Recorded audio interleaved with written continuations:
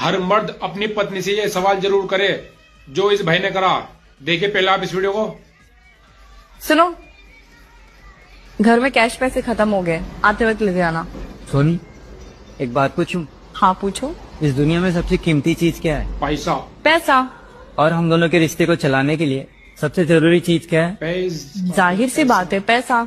और एक आखिरी सवाल, मुझमें और पैसे में अगर किसी एक को चुनना होगा तो तुम किसको चुनोगी? पैसा।